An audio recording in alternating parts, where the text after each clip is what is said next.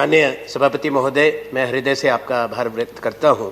आपने अवसर दिया और भारतीय राष्ट्रीय कांग्रेस की तरफ से आज इस विधायी समारोह में अपने और अपनी दल की बात कहने का। हमारे 4 साथी इस सदन से जा रहे हैं, श्री मोहम्मद फयाज़, श्री शमशेर सिंह मनहास, श्री नज़ीर अहमद लबाई और नेता प्रतिपक्ष श्री गुलाम नबी आज़ाद। ये बड़ा भावुक क्षण है, क्योंकि हम वो लम्हे याद कर रहे हैं, वो साल याद कर रहे हैं जब गुलाम नबी आज़ाद साहब ने इस देश की खिदमत के लिए और जन सेवा के लिए दिए हैं। और मैं समझता हूँ जो भावनाएं माननीय प्रधानमंत्री जी ने, शरद पवार जी ने, रेड्डी जी ने व्यक्त की हैं, क्योंकि एक लंबा अनुभव संगठन में, संसद में और पूरे देश की जानकारी। हिंदुस्तान एक बहुत बड़ा देश है, इसकी विविधता है, इसकी विशालता के साथ साथ बड़ी चुनौतियां भी रहती हैं, उनका भी मैं कहूँ आकार उतना ही बड़ा होता है। पर जैसा कहा गया, एक सिर्फ कितने मंत्रालयों का अनुभव, जो शायद दोनों सदनों में कोई व्यक्ति नहीं, कोई पुराना मंत्री नहीं, इसको एक इतना लंबा अनुभव संसद, संसदीय प्रणाली, शासन का और प्रशासन का रहा। पर मैं कह सकता हूँ कि कोई भी नहीं है जिसको इतना गहरा अनुभव संसद की प्रणाली का हो, परंपराओं का हो, संसद कैसे चलती है, कैसे सत्ता पक्ष में रह के प्रतिपक्ष से संबंध बनाना, कैसे दलों की लकीरों से ऊपर उठ के देश की बात को सोचना, और प्रतिपक्ष के नेता के रूप में भी वही व्यवहार रहा।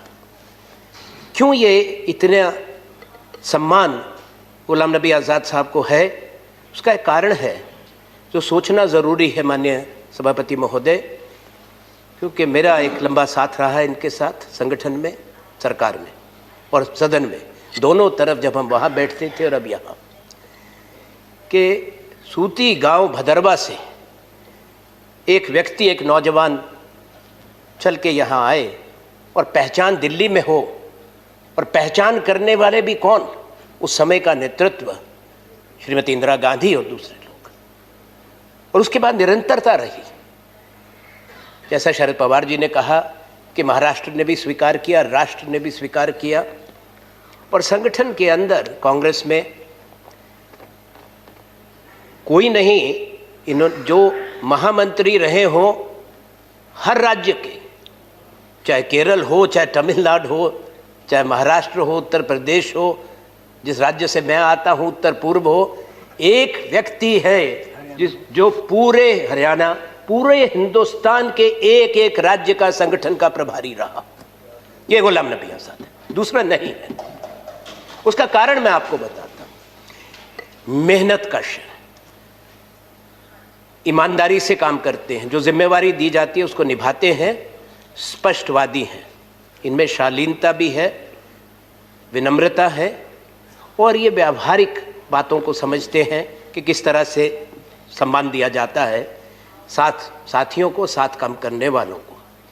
एक चीज़ मैंने यानी सभापति महोदय मैं ज़रूरी समझता हूँ सदन में आज रखना, क्योंकि संबंध एक ऐसा है जो किसी दूसरे का नहीं होगा संगठन में।